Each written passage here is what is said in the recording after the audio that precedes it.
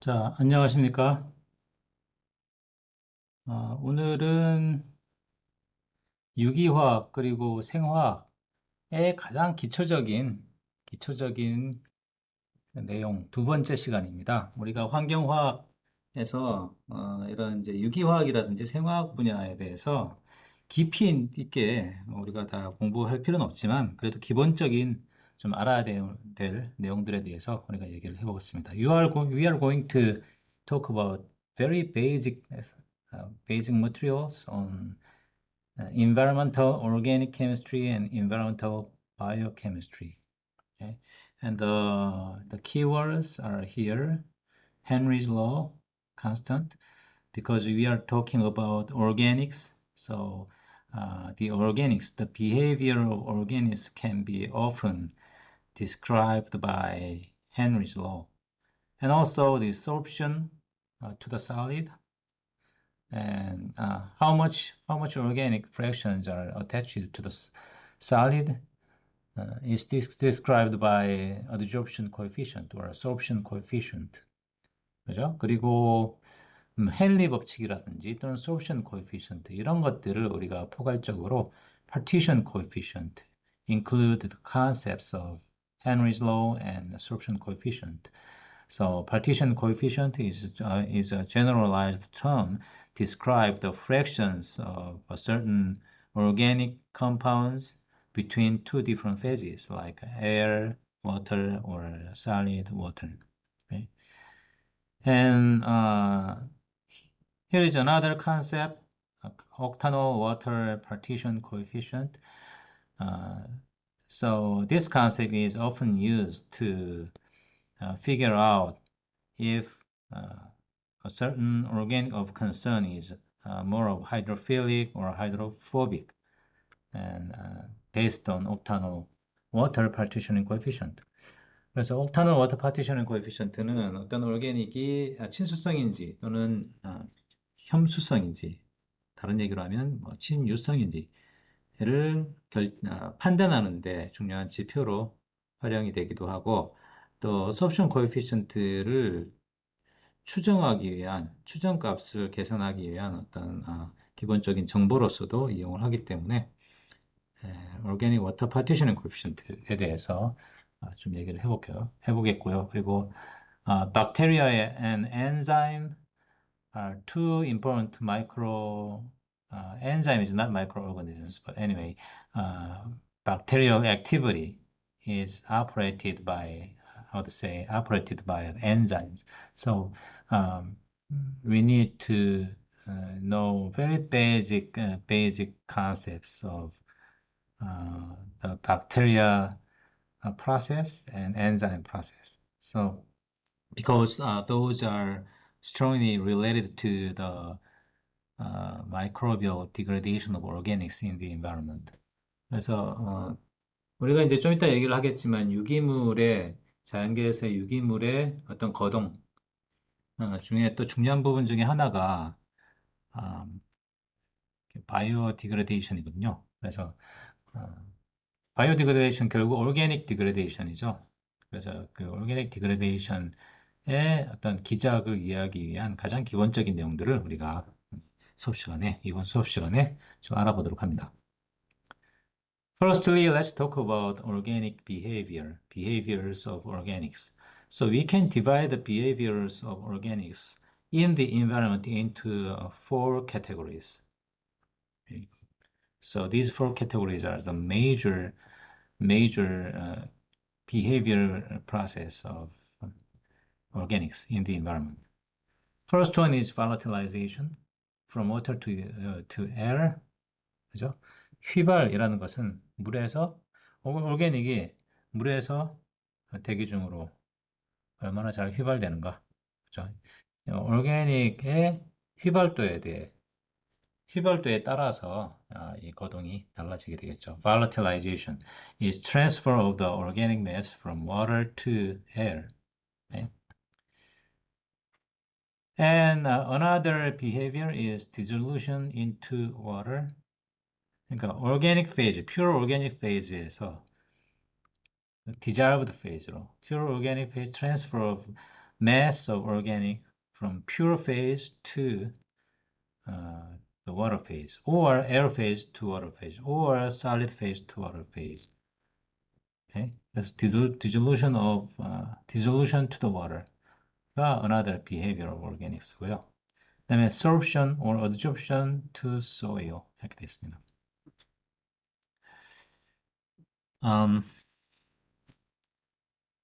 그래서 여기 sorption, adsorption의 그 I have bracket here, AD.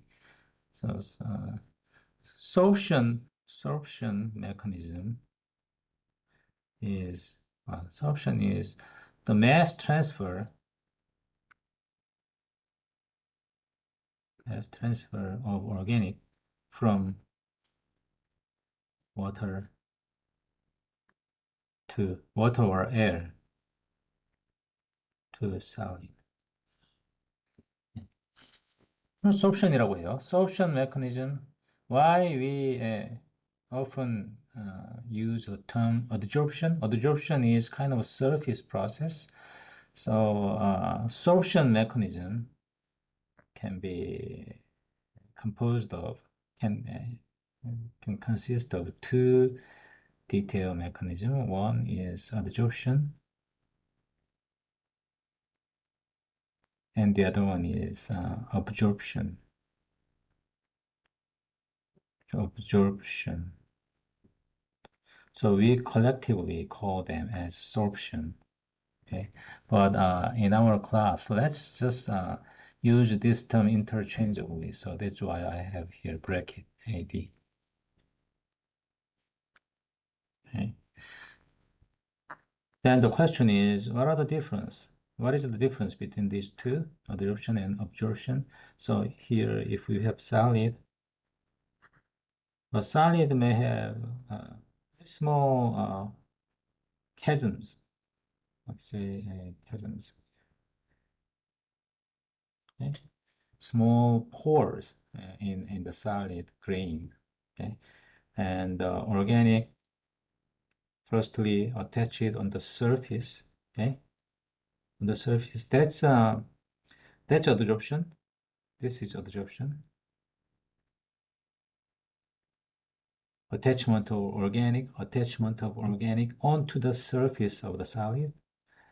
And then after that, once the material, the compound, organic compound is adsorbed on the surface, then after that, the mass here is diffused into the solid grain through the pore because of concentration gradient, chemical potential change. Okay, so that diffusion process in the inner pore of the solid is called sorption. So collectively, you call these two mechanisms absorption. Call these two mechanisms as sorption. Okay, but as I said, I'm going to use all these terms in terms interchangeably in our class. 그래서 sorption 있고요. 그 다음에 microbial degradation 있겠죠. 예. organic이 of course there are well degradable organics and also very tenacious organic such as PAPs. But anyway, microbial degradation is another important behavior mechanism of organics in the environment. 자, 이런 이제 네 가지 거동으로 우리가 올게닉의 자연계에서의 거동을 설명을 할 수 있다라는 겁니다. Then first one is volatilization. 휘발이죠. 물에서 휘발을 얘기를 하는 거죠. 물론 우리가 살리드에서의 휘발도 있긴 하지만 대부분 이제 우리 수업 시간에서는 워터 케미스트리와 관련시키기 때문에 워터에서의 휘발 얘기합니다. We already learned about the Henry's law constant for gas material, okay? Like oxygen or carbon dioxide.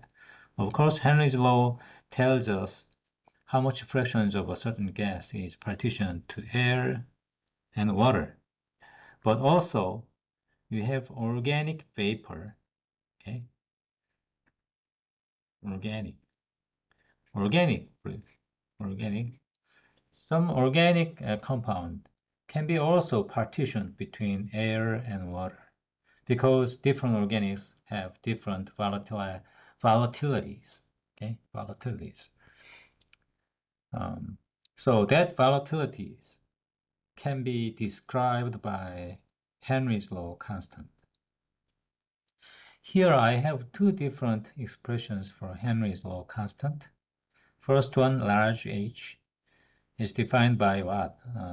Of course, the concentration in the air versus concentration in the water, but here I use large alphabet C to indicate that the concentration unit is mass per volume. Here, mass per volume.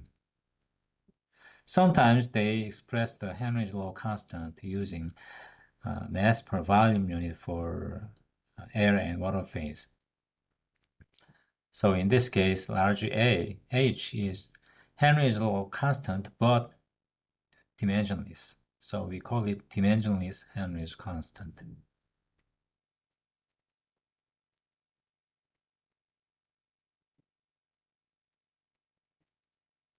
But second expression is more widely used expression for Henry's law constant.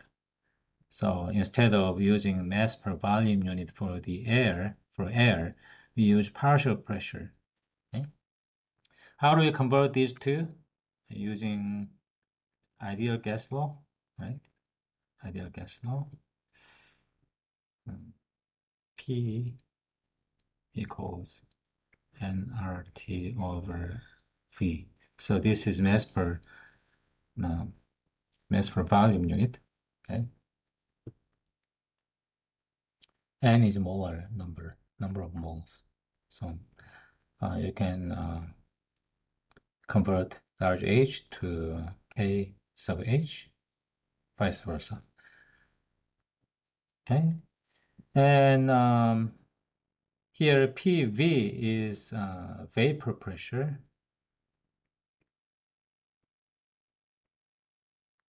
of the organic. Okay, what is vapor pressure? Vapor pressure is like this. If you have a closed vessel here, closed container, and you have vacuum, no air, and here pure organic, after an infinite time, some molecule of the organic just volatilized and then exist in this the headspace here. Okay, organic vapor. Okay, and then you measure pressure here. That pressure is maximum possible pressure of the organic vapor. Okay, and that vapor pressure is different for different organics. Why is that? Because different organics have different tendency to volatilize to the air. Okay, more volatile organics have, will have a greater vapor pressure. And here, the bottom here, the C set is solubility. What's the solubility? The maximum possible concentration of the organic in the water. Okay. So although the denominator and numerator, the values of those two may change, but the ratio should be the same, always the same. That ratio is Henry's law constant. Okay, so a higher Henry's law constant, a higher value of Henry's law constant means what? Greater volatility. Okay, because higher pressure and relatively lower dissolved concentration. So on the right-hand side, this is empirical criteria, not theoretical. 경험적으로 분류를 하는 거죠. KH 값이 1 이상일 때 우리가 rapid volatilization. If greater than 10 to the minus 2, significant volatilization. 그래서 여기는 volatile organic이야. volatile. Less volatile organic tend to dissolve into the water. 그죠? Empirically, experimentally, we classify those organics based on the value 10 to the minus 2. 이렇게 평가를 그냥 경험적으로 한다는 얘기고요. So because Henry's law constant is one kind of equilibrium constant, so it's a function of temperature. Temperature effect가 있다라는 얘기죠. 그죠? 왜냐하면 평형상수 일정이기 때문에. So last time we talked about the temperature effect of gas solubility. So what's the general tendency if we increase the temperature? If we increase the temperature, then the gas solubility, in the case of gas, oxygen or carbon dioxide, gas solubility decreases, right? That means Henry's law constant increases. Okay? So, likewise for organics. Okay? On the right hand side, this is these points are the data points obtained from a lot of experimental work. Okay, so here I have in the x-axis 1 over t, x축에서는 1 over t, t분의 1이고요. y축에서는 log h, h is what? Henry's law constant. Okay, 그래서 여기 보면 as you increase the temperature, that means you go to the left-hand side on the x-axis, horizontal axis, then Henry's law constant increases. Okay? So if you increase the temperature, then you have a low solubility, decreased solubility. Okay? And people want to come up with some empirical relationship. The form of these equations are not actually empirical. The form itself is from thermodynamics, but the constants are from experiments. Okay, so people typically generally use these empirical formula to describe the dependency of Henry's law constant on the temperature. So this relationship tells you the negative relationship between Henry's law constant and 1 over t. 그죠? 그렇게 돼서 A하고 B 값은 so A, B values are dependent on the organic compounds. Okay? Organic compounds, different organic compounds, organic molecules can have different A and P values, as you see here. Okay, as you see here, we have dichloropropane, chlorobenzene, chloroform, different materials and different curve, but they all have the same trend between Henry's law constant and 1 over t. Sometimes, they use the third term here, non-linear term.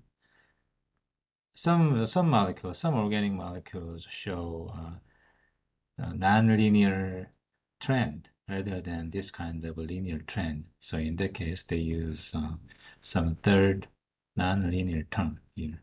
But generally, the straight line type of equation is most widely used one.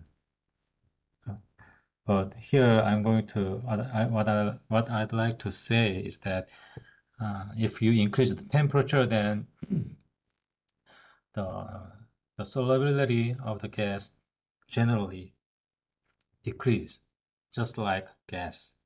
Okay. So, in conclusion, temperature can affect the behavior of organics. And next one is sorption or adsorption. So sorption tells us the distribution between aqueous and solid phases. Aqueous means water. Okay?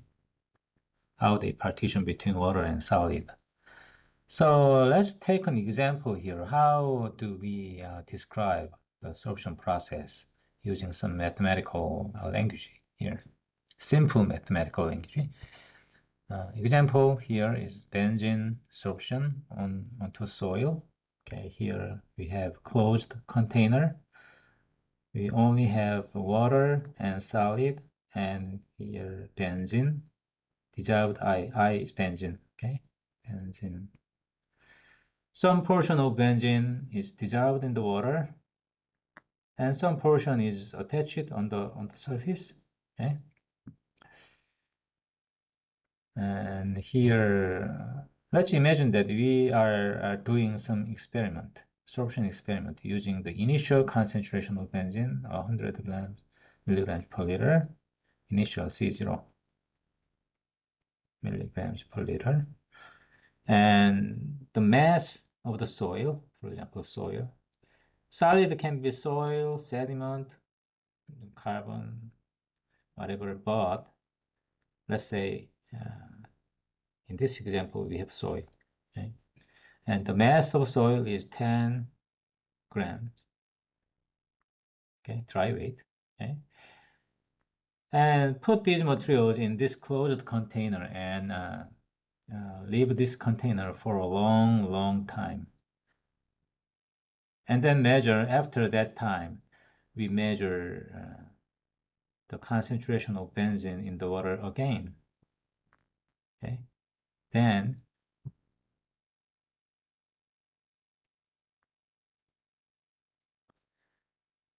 after a long time, say infinite time, then some portion is attached and some portion is dissolved. Okay. And partitioned. Here, I should have thrown here. Okay. And equilibrium. Okay, equilibrium. Imagine that in this system we have equilibrium after infinite time. Okay. Then, because some portion is attached on the surface of the solid, we are going to have a little bit different concentration of the benzene in the water. Some value, some value, some value. Okay. Yeah. Some decreased value. Okay. Then how much concentration is attached on the solid? Just subtract C0 by Ce. Okay. C0 Ce. And because we want mass, just multiply this value by the water volume, right? Water volume RGB. Okay. That's solve the mass. Okay, solve the mass. We calculate solve the mass using this equation. Of course, in this case, we ignore the volume of the solid. Okay, we ignore the volume of the solid. Water volume, volume of water, and solid volume ignored. Okay. And then we can calculate Q. Q is concentration of the organic attached to the soil. Because soil doesn't know, it's very difficult to calculate the volume of the soil. We use mass per mass unit in this case. Soil mass per soil mass. Okay, so that's Q.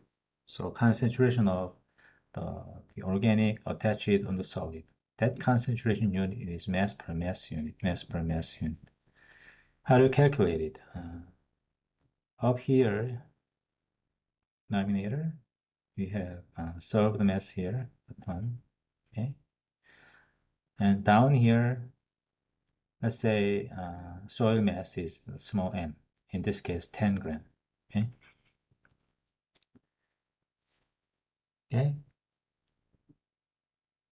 So what I explained so far is just a single experiment, just a single experiment. But you can do a lot of multiple. I mean, a lot of repeated. You can repeat a lot of experiments using different initial condition, initial concentration, or even the soil mass. But say you have here different C 0, okay? For example, 10, 20, 30, and same soil mass, then you might, so what you can measure after equilibrium is CE, and you're gonna have different CE value, okay? But think about this, as you increase the C naught, okay? So you can calculate Q here for each experiment, a lot of experiments, okay?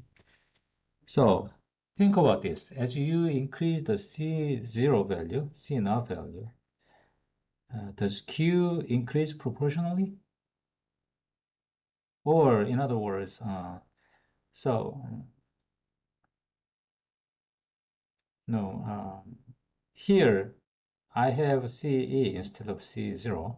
Okay, so from this multiple experiments, imagine that you plot this kind of curve, Q versus CE. Then well, at a very, very lower concentration range, if you increase the CE or C0 or CE, then you're going to have a proportionally increasing Q. But after a certain point, if you, although you increase more and more the concentration, uh, Q may stay the same because of what? The solid itself has its capacity.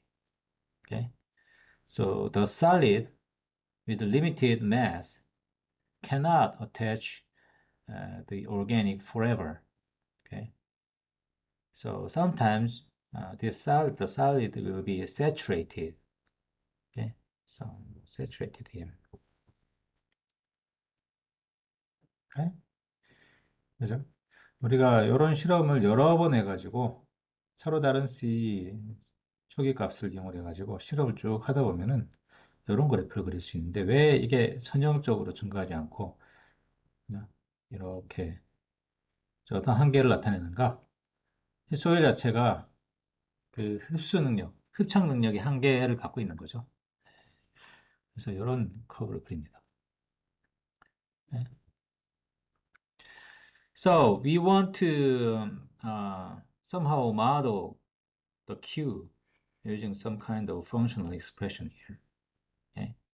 Q is a function of CE, equilibrium concentration. Okay? So you want to express this kind of nonlinear curve using some closed form mathematical function. Okay? So that is called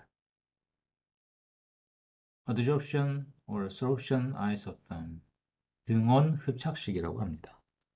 그죠? 자, 이러한 커브, 흡착 커브.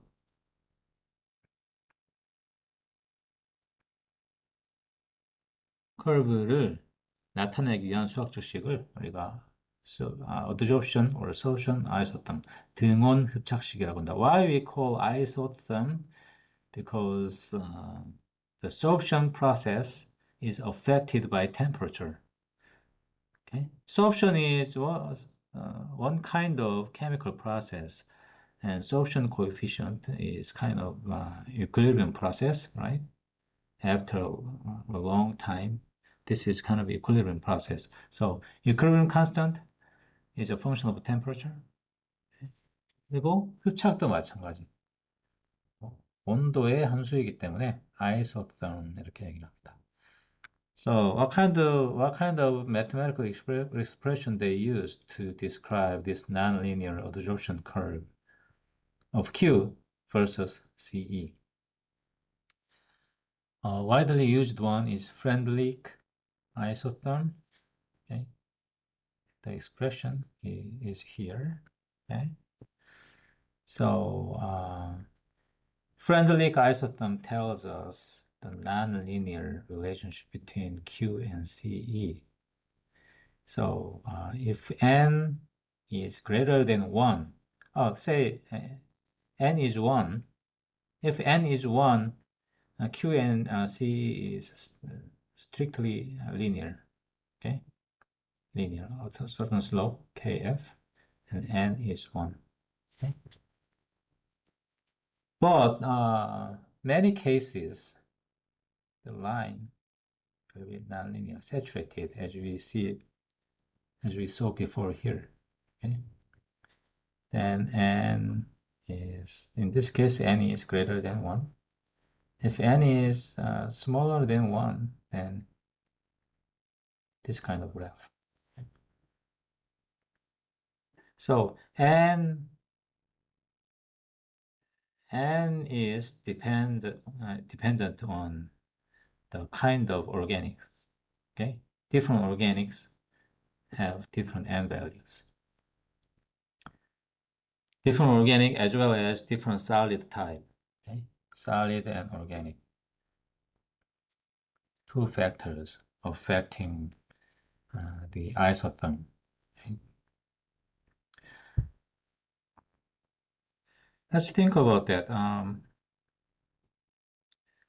So you may understand this case, okay, because the solid is saturated.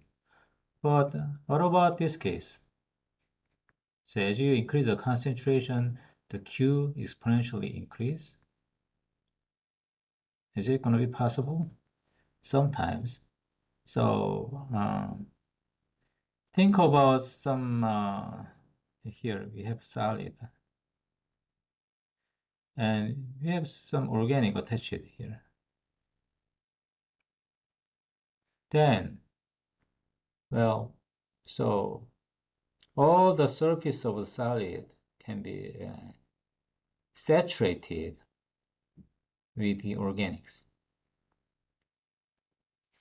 Okay. Some cases after saturation, you don't have any available sites for additional attachment of the organic. That's this case. Okay, the case when the case where n is greater than 1. But some organic may attach on top of it. Okay, on top of it, and just like a snowball, if you roll the snowball, your ball, the size of the ball just increase more and more and more, right? So that's the case where n is smaller than 1. Okay. So Freundlich isotherm can be used for these different cases. Okay. So very flexible in terms of usage for many different organics and solid, adsorbent and adsorbate. Okay. So in this case, the constant here, Kf, is Freundlich constant. Anyway, Kf and n are constants to be determined by experiments.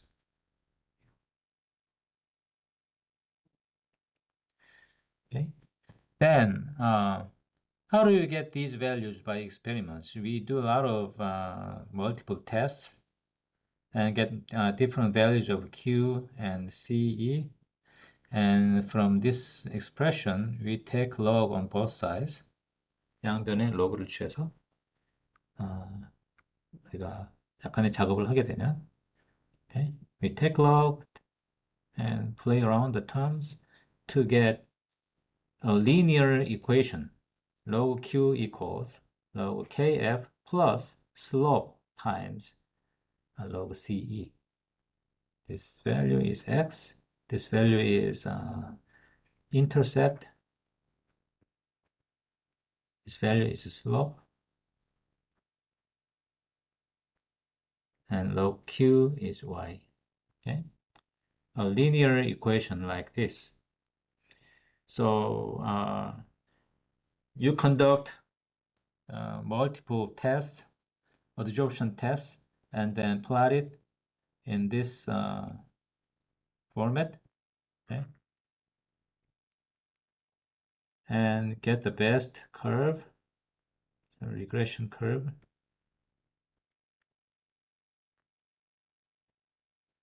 And then calculate the slope to get n value, and then get the intercept, which is log kf value. That's how you get these two constant values from experiments. Okay?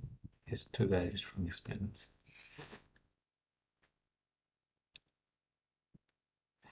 And another widely used isotherm is Langmuir isotherm. Langmuir only tells us the saturation type of adsorption. Okay, only this one. So less flexible than Freundlich. Okay.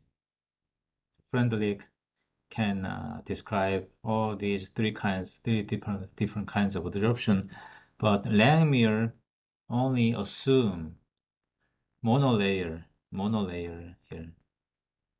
Okay, only assume monolayer adsorption. So Langmuir is monolayer adsorption assumption.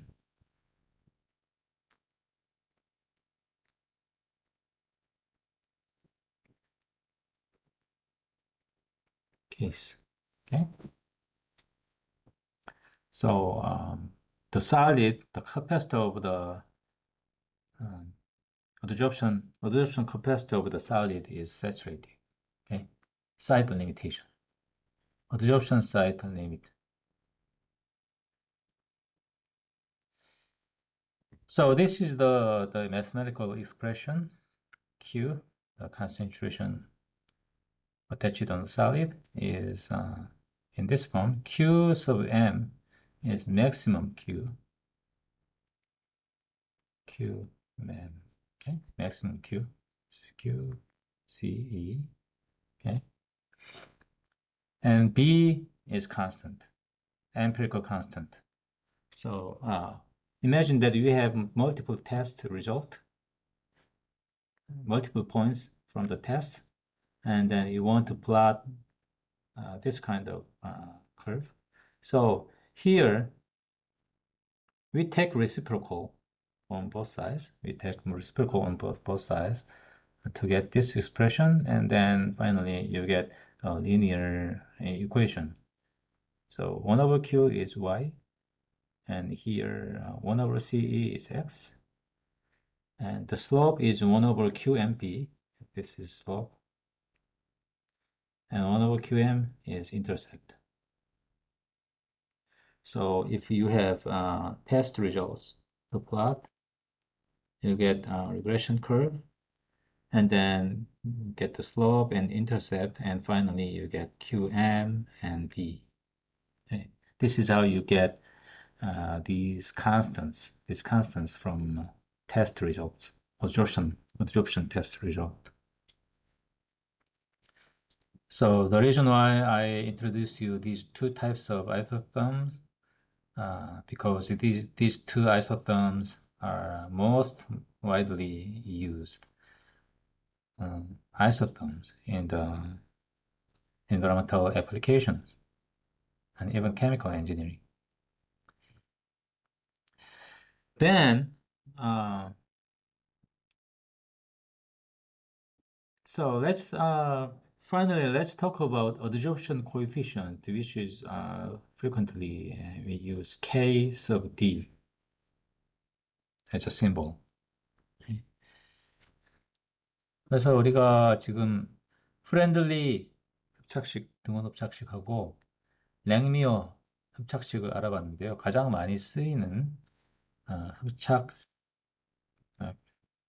흡착 평형식 드리고요. 우리가 이제 이런 개수들을 구하는 방법은 우리가 그 실험실 내에서 많은 흡착 실험을 통해 가지고 데이터 플로팅을 통해서 이런 상수 값들을 구할 수 있다는 거고요.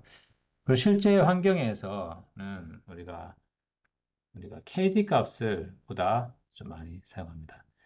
In the environmental engineering, we frequently use KD value rather than the previous two isotherms because so here we have Q versus C curve, which is non-linear, but uh, at a very low concentration range, we can reasonably assume the linear relationship between Q and CE.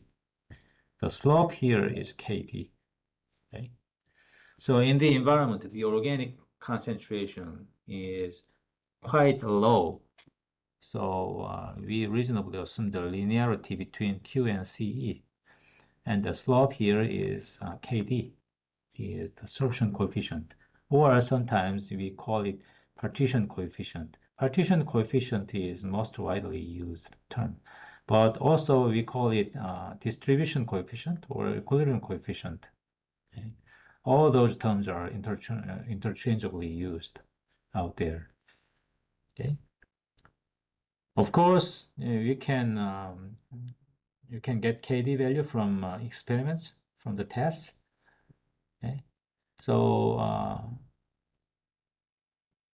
the KD value, because we are talking about organic adsorption, okay, organic adsorption, organic tend to better attach to organic rather than inorganic. Okay, inorganic.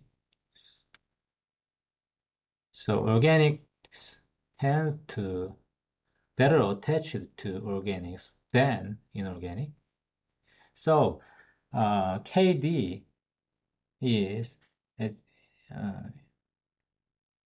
KD is in conclusion, KD is a function of organic contents of the soil. Okay? So if we have greater organic content in the soil, then you are going to have greater KD value. Okay? That makes sense. Okay? So 소일에 기본적으로 포함하고 있는 organic, okay?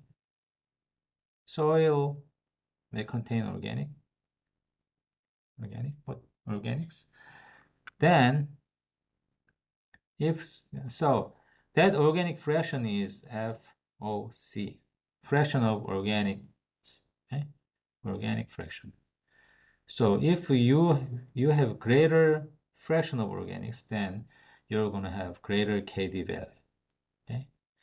And KOC here is proportionality constant between KD and FOC. KD is what? Sorption coefficient of the chemical on the organic. So KOC is a property of the sorbate organic. Okay, property sorbate. Okay, the organic here in the organic fraction is just general organic.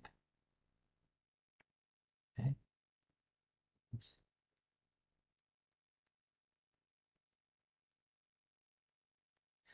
그죠? 소일이 기본적으로 갖고 있는 어떤 organic fraction 있고 그 organic fraction이 크면 클수록 우리가 관심을 갖는 어떤 organic의 attachment도 adsorption도 더 비례해서 증가한다. organic fraction. 근데 그뿐만 아니고 그 organic 흡착 대상이 되는 organic의 어떤 chemical property 자체도 영향을 미치죠. 그것이 바로 KOC를 결정짓게 된다라는. 오케이. 그래서 실제 KD equals KOC times FOC. This relationship is widely used. 많이 사용되는 그런 관계식입니다. How do we estimate KOC then? FOC is just the organic fraction. You can measure it. Okay, you can measure the organic fraction. How do you measure the organic fraction? You take soil, original soil here, and then burn it at 550 degrees Celsius, burn to volatilize out all the organics, okay, organics to CO2, and then weight. So W1, W2, okay, you take, you subtract W1 by W2, then that's organic, okay, organic mass,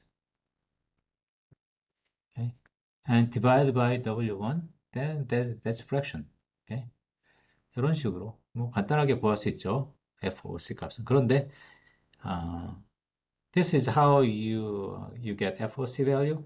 But what about KOC? It's dependent on chemical property. Okay, how do we estimate KOC? Well, so the question is, the organic carbon is general organic.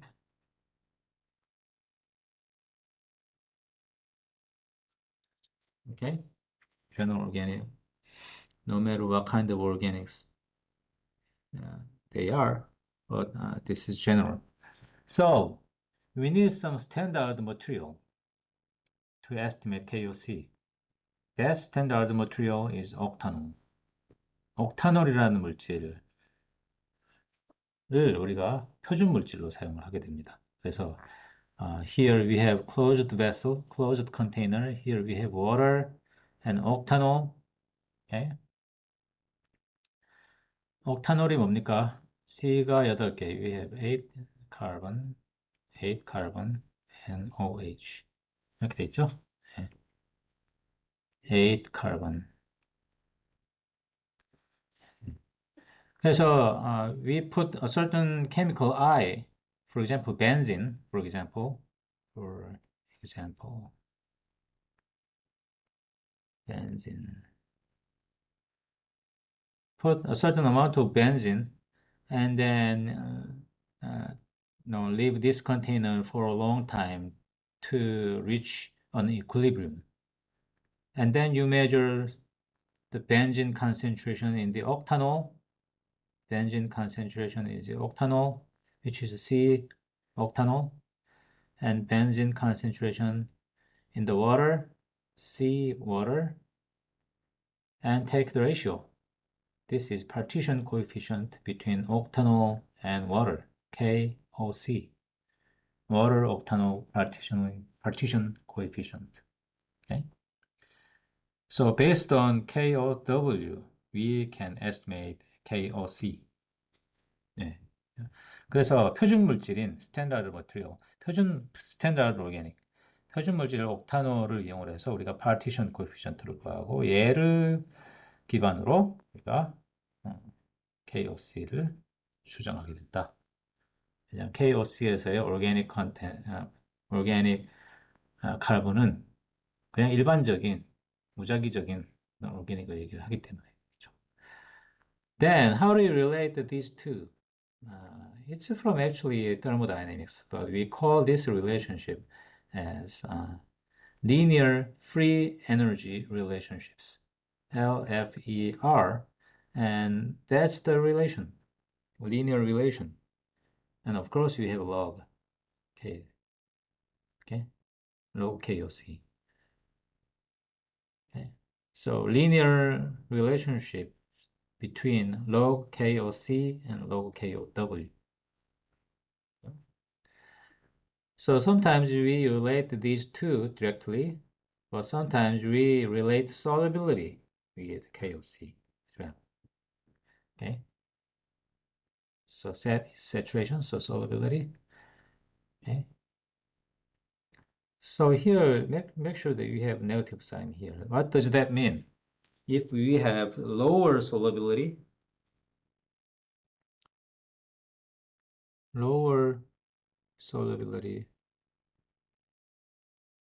means what? Higher adsorption. higher KOC. Okay? So less soluble organic tends to better attach it to the solid. Okay? So if you know the solubility of that organic, then you can estimate the KOC and further KD value here. Okay?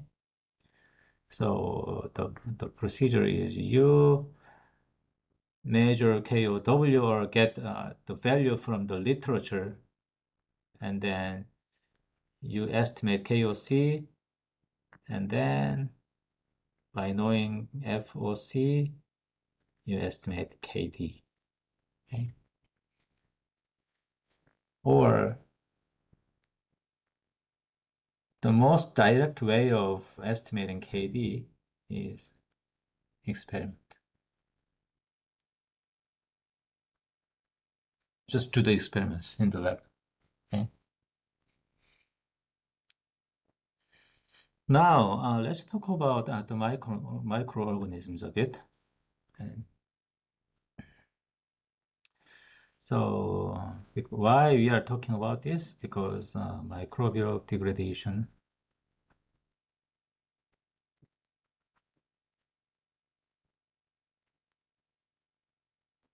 is an important fate and transport mechanism, behavioral mechanisms of organics. Okay?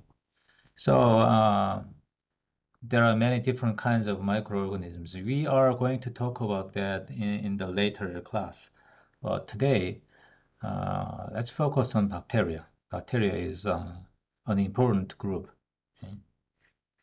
Because bacteria are decomposer. Decomposer means they can decompose organics. Okay? So this is a simplified illustration of bacterial cell.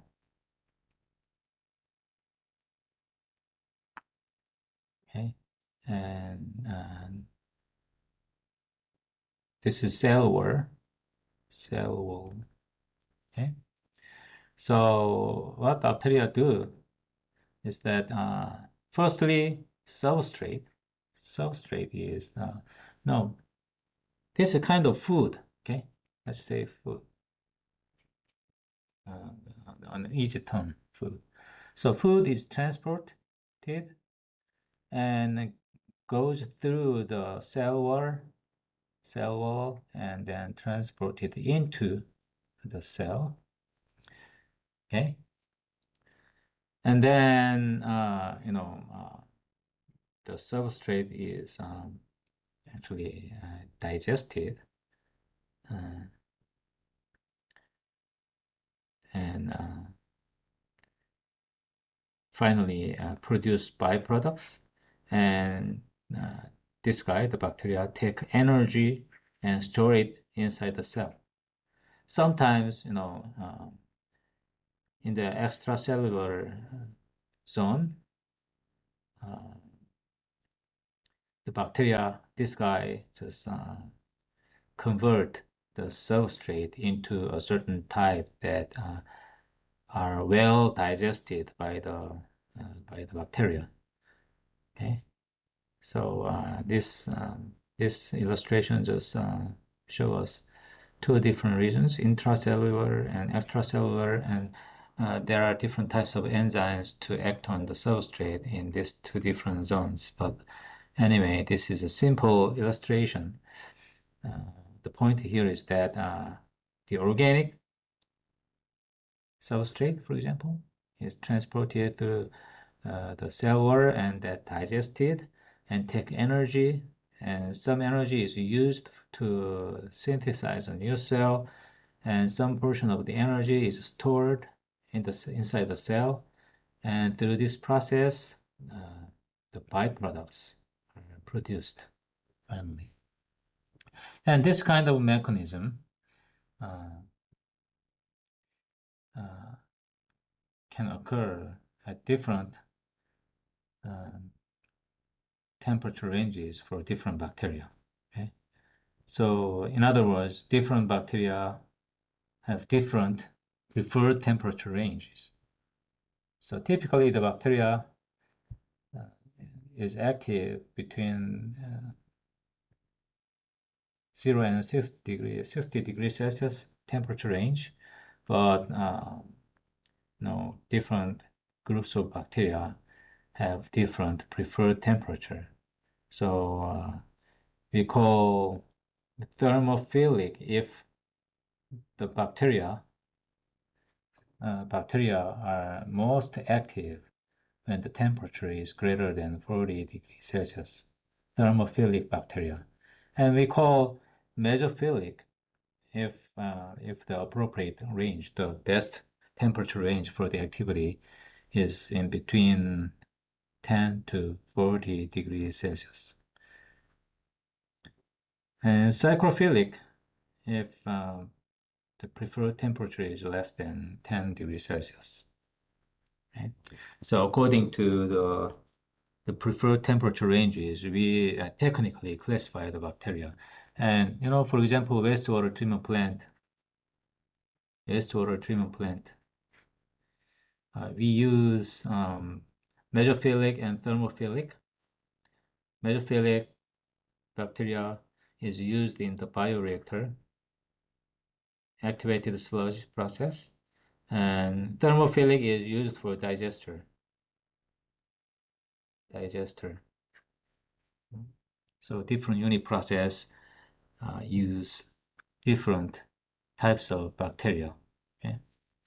그래서 하수 처리장의 예를 보면은 소화조 같은 경우에, 그죠? 소화조 같은 경우에는 이런 thermophilic 박테리아를 이용하는 유닛 프로세스고, 그다음에 활성 슬러지 공정, 수처리 공정에서는 메조필릭 박테리아를 이용한다. 이건 하나의 이제 클래시피케이션 메소드입니다. This is one type of classification method. We have different kinds of classification methods, but this is one kind of classification method based on temperature preferred for the bacterial activity. 엔자임이라는 게 있어요. enzyme. So enzyme is also very important. An important role. It has they have a very important role in the microbial degradation. Okay, they are inside of the bacteria, for example. Okay, so enzymes are all these process is not all, but most of the process is redox reaction. Okay, electron transfer. Okay, redox reaction, and to induce these redox reactions, we need some catalyst, which is enzymes. So enzymes are organic catalyst. 생물학적인 효소죠. 생물학적 효소. 모든 어떤 생화학적인 케미스트리를 가능하게 하는 거죠. Okay. Enzymes are reaction specific. Okay. So for different reactions, different enzymes work. Okay. And they are nothing but proteins. 그들의 실체는 단백질이죠. 단백질입니다. 이런 단백질이 엔자임의 역할을 하는 것이고 reaction specific하다. So as you can see in this illustration, for example, this is enzyme, and the shape here is just an illustration for reaction specific, substrate specific. So this is the shape structure of the substrate, and specific enzyme work on this specific surface. And this cartoon just tells us the substrate specificity for specific enzyme. And the substrate comes, and fortunately the substrate meets the right enzyme here and attach it on it, and then converted and then released as a product. Well, enzyme doesn't change, okay? But enzyme change the substrate. Okay?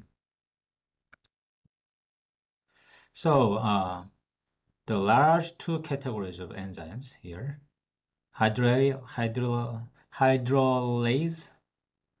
this enzyme name, we put ASE for enzyme. 엔자임 이름에 이 ASE를 붙입니다. And demolase, demolish 뭐 이런 뜻이겠죠. hydrolys는 수화시키는 것. Hydrolase are mainly active, mainly related to the extracellular action. Okay? extracellular enzyme 여기 보시면 이제 okay? If some food, very tenacious food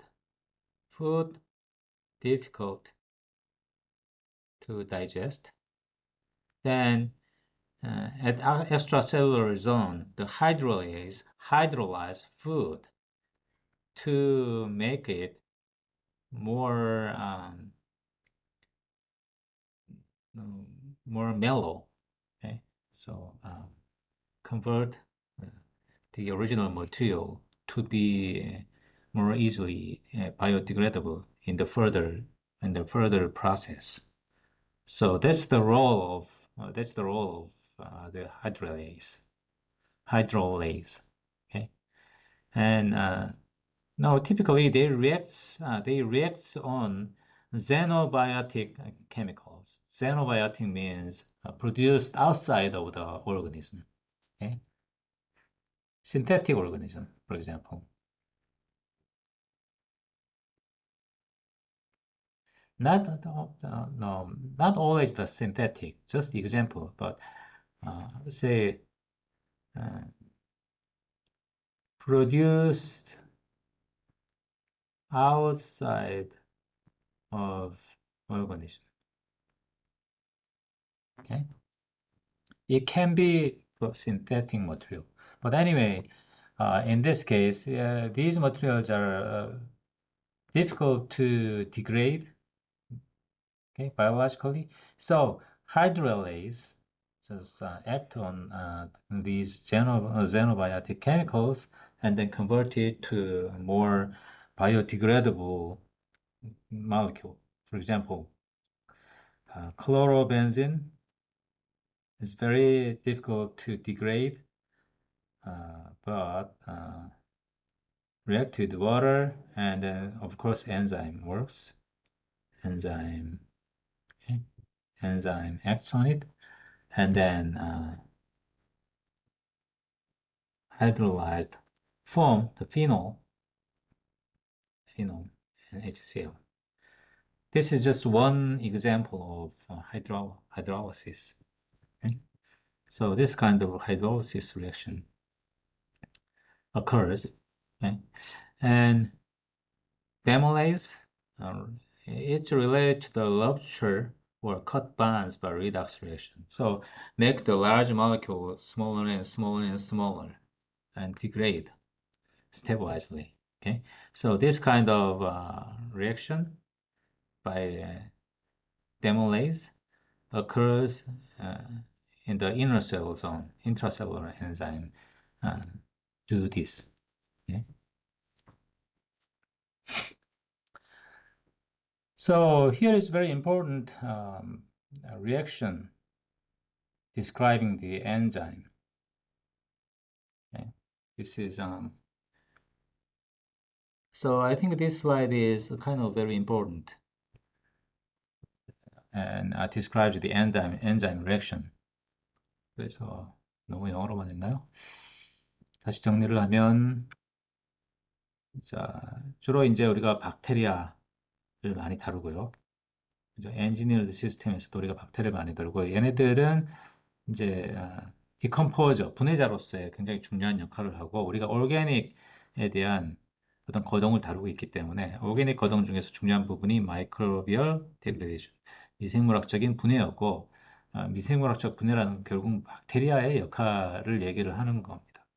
그리고 박테리아의 셀이 뭐 싱글 셀 또는 뭐 이제 멀티플 셀 박테리아가 있지만 어쨌건 이 셀을 중심으로 해가지고 내부에서 이렇게 푸드가 그죠? 오르게닉이 근접을 하게 되면 이제 셀 월을 통과해서 셀 내부로 들어오게 되고 이 안에서 여러 가지 반응을 거친 다음에 에너지와 새로운 셀을 위한 카본 소스를 어, 얻게 되고, 그리고 이러한 작용에 의해서 리독스 리액션이죠. 산화작용, 리독스 리액션에 의해 가지고 바이 프로덕트가 생성이 돼서 셀 밖으로 배출되고, 이 셀 외적인 조건에서는 굉장히 어떤 그 박테리아가 분해하기 힘든 어떤 어려운 조건의 어떤 푸드, 오르게닉 머테리얼을 왔을 때는 이를 얘네들이 추가적으로 디그레데이션, 분해하기 위해서 하이드롤리시스 등의 여러 작용을 거쳐 가지고 아주 분해가 어려운 물질을 약간의 그래도 분해가 상대적으로 쉬운 물질로 바꿔주는 작업을 하게 되는데, 이러한 일련의 작용들에 이제 다양한 엔자임들의 역할이 있다. 그런 말씀을 드렸고, 엔자임은 이제 뭐 그런 이러한 생화학적인 산화하는 반응에 어떤 촉매 역할을 하는 것이 엔자임이고, 그죠? 엔자임의 실체는 단백질이다라는 거였고, 그리고 이 엔자임은 특정 리액션에서만 작용한다라는 거죠. 방금 전에 말씀드렸던 하이드로레이즈나 데몰레이즈는 각각의 역할이 다 있거든요. 각각의 다 역할이 다 있고, 그래서 리액션 스페시픽이다. 여기서처럼 모양이 맞아야 되는 거예요. 스트럭처가 맞는 서브스트레인만 결합을 하게 되는 거죠. 그래서 엔자임의 역할은 본인은 변하지 않고 서브스트레이트만 변화시키는 프로덕트로 만들어내는 역할을 하는 거죠.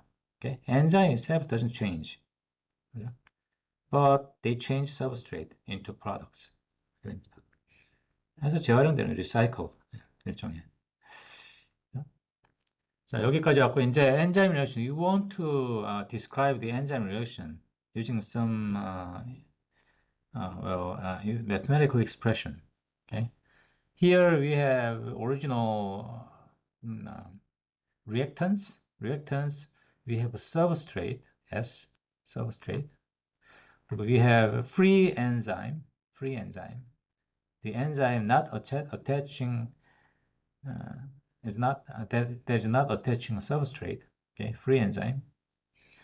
Firstly, they combine, okay, to become enzyme substrate complex. 그죠? 그때 우리가 EC는 뭡니까? EC는 combined enzyme 이렇게 돼 있습니다. 그죠? 그래서 these are reactants and these are products and equilibrate with each other, but say the forward reaction kinetic is governed by K1 reaction rate constant. Okay, K1 reaction rate constant of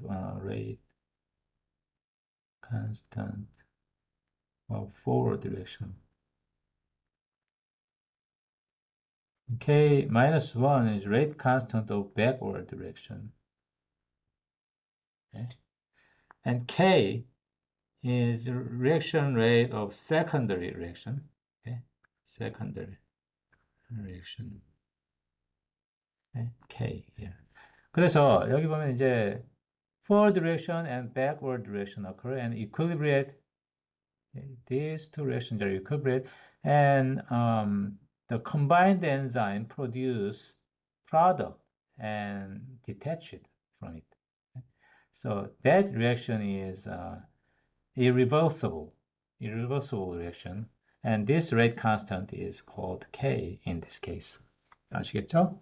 그래서 엔자임이 서브스트레이트와 결합을 해가지고 컴플렉스, 합쳐진 어떤 몰리큘을 만들고 이 사이에 평형이 이루어짐과 동시에 일부는 어떻게 됩니까? 서브스트레이트가 프로덕트로 바뀌고 다시 떨어지는 이런 과정이 이제 리액션으로 표현이 되죠.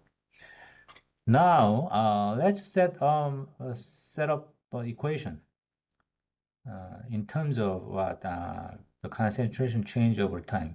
그래서 we focus on ECS here. 그죠? intermediate material, intermediate. 글자가 왜 이래요?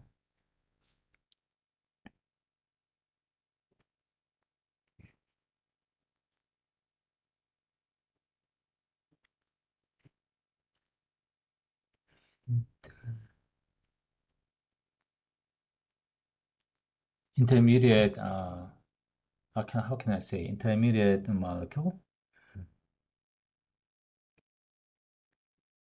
이렇게 하죠. 예.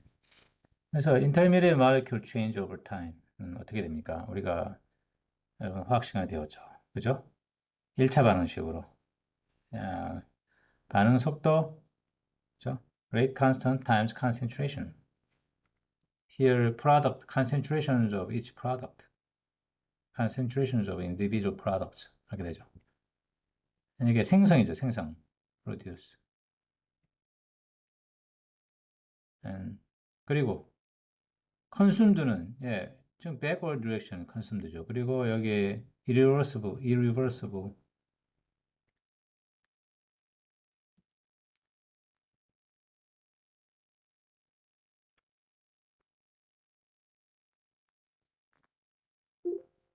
이렇게 할게요. 아,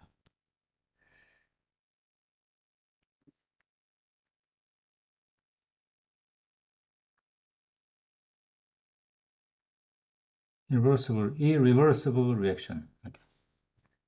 예,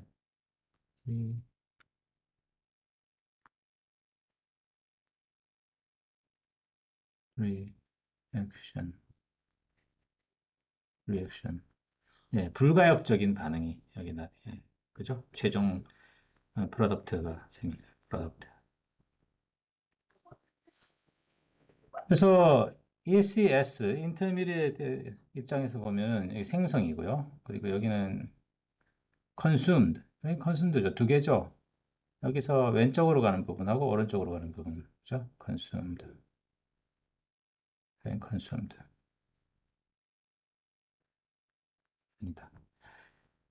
자, 이 반응이 안정적으로 이루어진다. 자, 그다음에 여기 intermediate, so we can assume that the intermediate molecule, the concentration of intermediate molecule stays the same.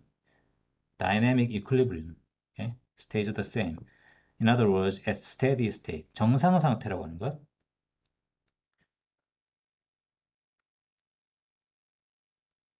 Steady state condition means a certain property doesn't change over time. In this case, the concentration of intermediate molecule doesn't change over time. Okay? 그러면 우리가 여기 이제 우변이 0이 되고요. We have this relationship up here. Okay? And then we rearrange the terms to get this expression. And here, right-hand side is what? The ratio of k minus 1 plus k and k1. And we define this ratio. Okay? All these values are constant, so the whole thing is constant. And we let this term as k sub s. And then finally we can come up with the concentration of intermediate molecule using this relationship. Okay? And this relationship tells us that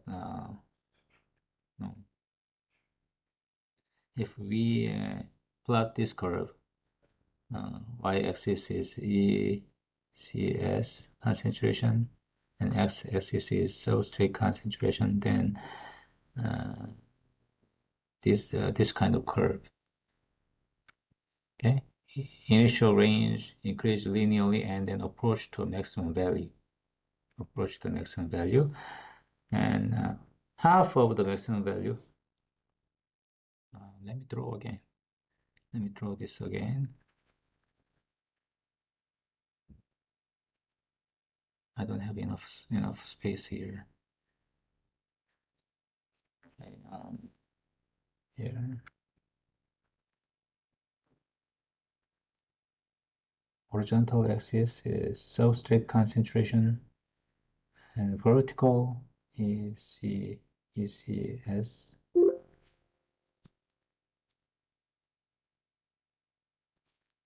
Oops.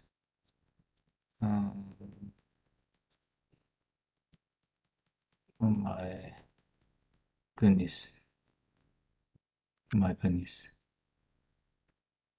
Um,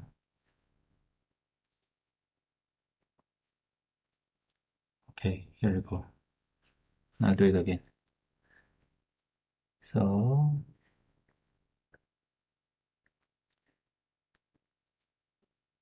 ECS and substrate.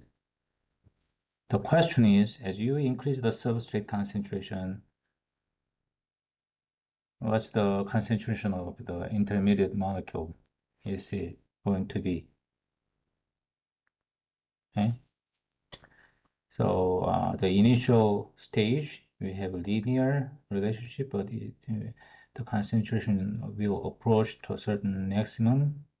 Okay, maximum. And here Ks means what? This guy is sometimes called half saturation constant. But I'm going to talk about this soon. Okay, so this final relationship for the concentration of the intermediate molecule ECS is called Michaelis-Menten equation. Okay, Michaelis-Menten equation, and our eventual interest is our final interest is the production rate of P with respect to S. Okay, so we assume the production rate V is proportional to the concentration of intermediate molecule ECS, and then the proportionality constant is K here. Okay, K here. Okay, production rate of P. This is how we write a reaction rate in chemistry. Okay, so from this relationship, we plug this relationship into there to get the final expression. Okay, so that means this equation is called Monod equation. Monod equation. Okay, and Monod equation is really well-known equation and popularly used to simulate the growth rate of microbes. Okay, so this is very important relationship equation, and most environmental modeling use this Monod equation. So here, so the production rate, if we draw this relationship as a plot, here, let me recycle this plot S, and here velocity, not velocity, production rate, okay, V, and the maximum production rate, okay, and this maximum production rate is nothing but K times E, okay.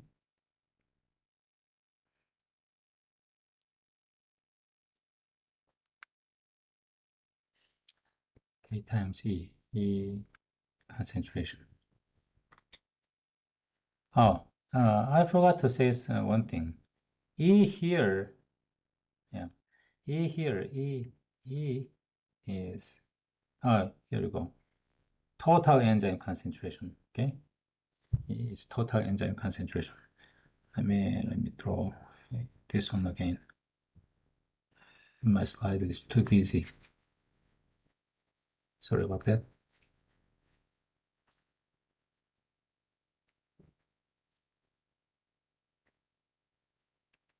Okay, so E is total enzyme concentration, the summation of EC and EF. And the Monod equation, if we make a plot, here is S. I have dropped the bracket here, bracket here. Okay. So the curve looks like this, and the maximum, this is V, production rate of P, and maximum production rate is, let's say, V max, Vm, okay, V max, okay. So this value, V max, is nothing but what? K E, okay? Because you know S value is too high, then Ks becomes too small relative to S, and then these two cancels out, and this is your remaining term. 그죠? S가 증가할수록 Ks는 상대적으로 너무 작으니까요. 이 S하고 Ks 플러스 S하고 값이 거의 비슷해집니다. In this case.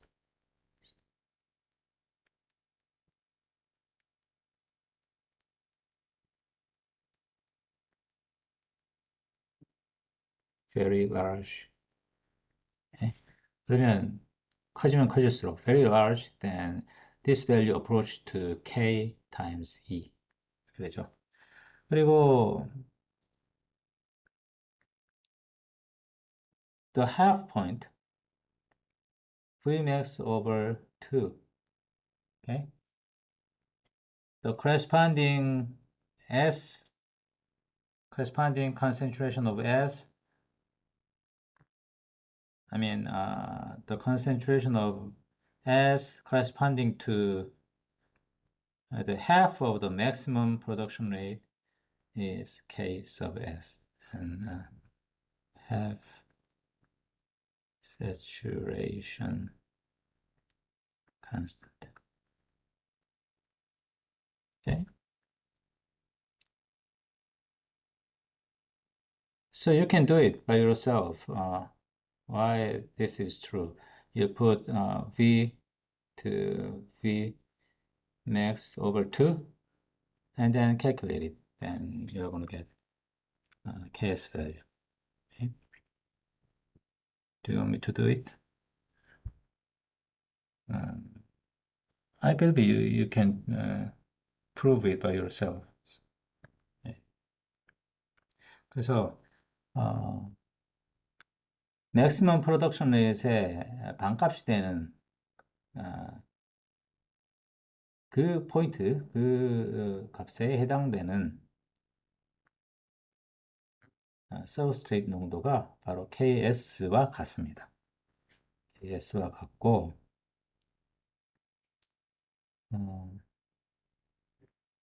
왜냐면 여기서 S가 다 KS가 되기 때문이에요. 그죠? 그러면 2분의 1이 되겠죠? 예.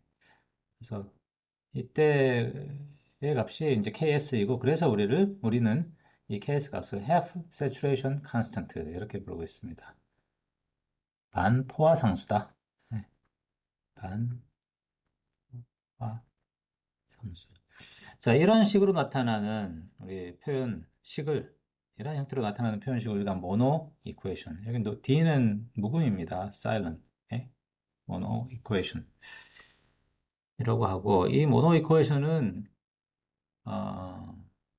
생물 모델링에서, 우리 환경 생물 모델링에서 아주 거의 다 모노 이쿠에이션 쓰고 있습니다.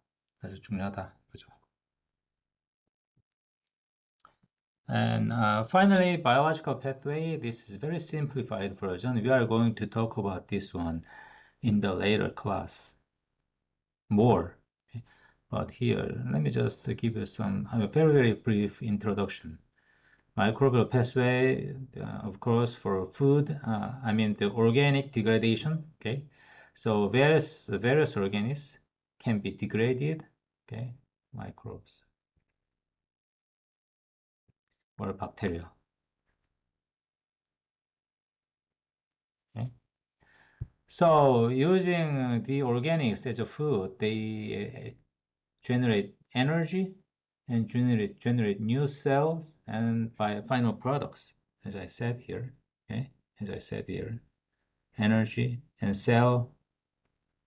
new cell and byproducts. So that's a very simplified version of pathway. Um, but the reason why I use here dashed line, many stepwise redox reaction, many serial redox reaction. And this is example of oxidation of glucose, degradation of glucose. Okay, so here we have glucose and microbes here, and this microbe use oxygen as electron acceptor. This is electron donor,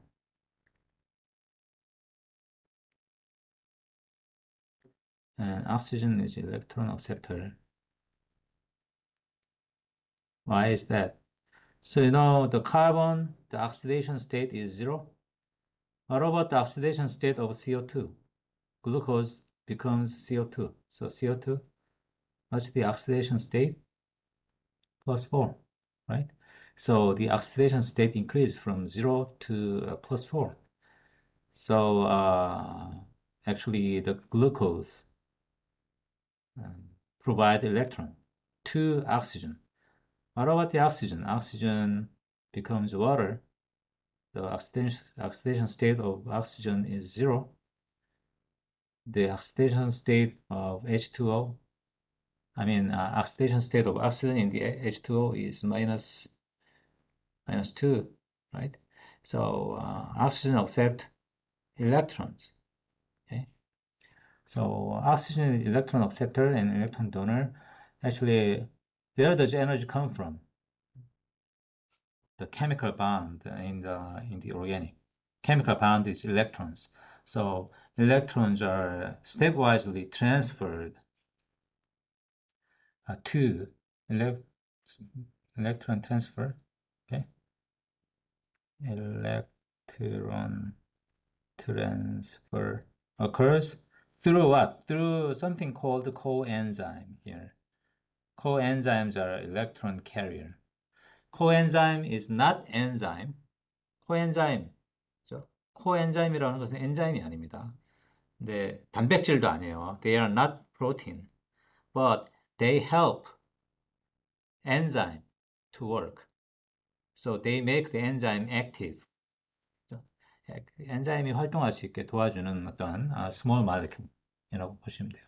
근데 일렉트론 트랜스퍼의 역할을 하는 거죠. 그래서 이렇게 전달을 해주는 과정에서 electron, chemical bond contain energy and take the electron and then take energy from the electrons and the lower level the electrons are transferred finally to the oxygen. 그래서 일렉트론에 많은 에너지가 담겨 있잖아요. 그 에너지를 뽑아내고 에너지 다 뽑아낸 일렉트론은 웨이스트잖아요. 웨이스트를 어딘가 갖다 줘야 돼, 붙여야 돼, 버려야 되겠죠. 어디? 쓰레기통이 어디예요? 쓰레기통이 오xygen이죠. 오xygen, 그죠? 이렇게 됩니다. 그래서 여기 밑에 그림에 보시면 일렉트론 도너 오르게닉 있는데 일렉트론 억셉턴트 일렉트론이 쭉 가고 그죠? 일렉트론 캐리어에서 그리고 여기서 take out energy and this energy is stored in the ATP and then if necessary it is used. The energy is taken from the ATP. Energy is ATP. Okay. So energy is used to synthesize new cells, okay, or activity, any other activity. There is the carbon source to synthesize the organic carbon. Sometimes carbon is used from the electron donor, but sometimes CO2 inorganic. Okay. And what kind of electron acceptor is used? Different bacteria use different electron acceptors, but oxic bacteria or aerobic bacteria use oxygen. Various different kinds of electron acceptor, even organic. Okay, and final product can be CO2 or H2O or methane, H2S. Okay, so this is just a simplified version, and different bacteria can use different electron donors, electron acceptors, and different final products, and different carbon source even. Okay. So next time you are going to talk more about different respiration. We call it respiration or different metabolism. Okay, that's it for the very basic introductory stuff for organic chemistry, environmental organic chemistry, and environmental biochemistry. And I think we are ready to further talk about the next topic. 네, 여기까지 하시죠. 마치겠습니다.